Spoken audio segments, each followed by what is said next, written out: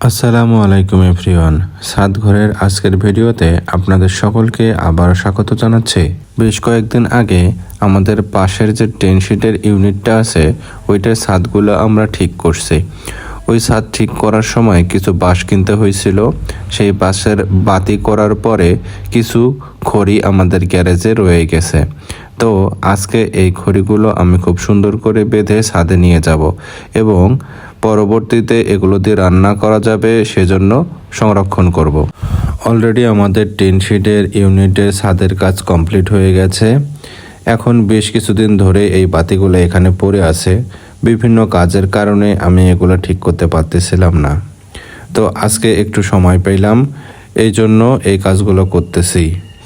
যেহেতু আমাদের ছাদের মধ্যে একটা চুলাও আছে, চুলাটা এখনো কমপ্লিট হয়নি, কিন্তু চুলাটা যখন কমপ্লিট হবে তখন আমরা এই খড়িগুলো দিয়ে রান্না করতে পারবো। সেজন্যই এই খড়িগুলো সংরক্ষণ করা। এছাড়াও আমাদের বাসায় আরও কিছু শুকনো বাঁশ আছে। আমাদের বাড়ির কাজের সময় সেই বাঁশগুলো কেনা হয়েছিল। সে বাঁশগুলো আমি খুব সুন্দরভাবে সংরক্ষণ করব।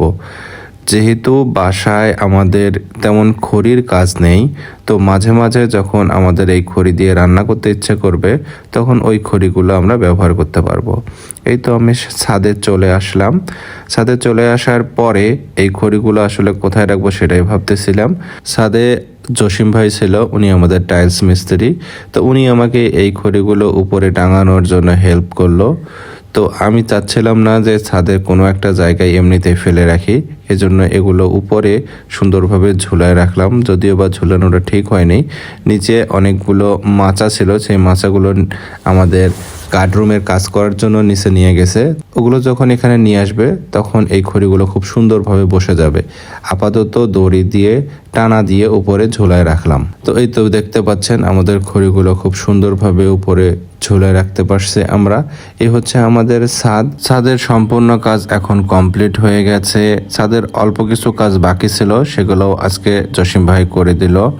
ছাদের যে আমাদের টবগুলো আছে সেই টবগুলোর নিচে পুডিং করা বাকি ছিল। যেহেতু টবগুলোর নিচটা অনেক কনজাস্টেড, ওখানে টাইলস করার সময় খুব ভালোভাবে টাইলসের মাথাগুলো বসেনি, সেজন্য আমি ওগুলোতে খুব ভালোভাবে পুডিং দিয়ে নিলাম যেন কোনোভাবেই ড্যাম না আসে।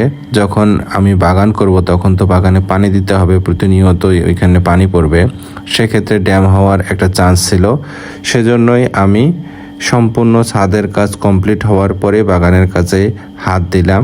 ইনশাআল্লাহ আমাদের বাগানে খুব দ্রুতই আমরা গাছ লাগাবো এবং পুরো ছাদটা ভরাই ফেলবো।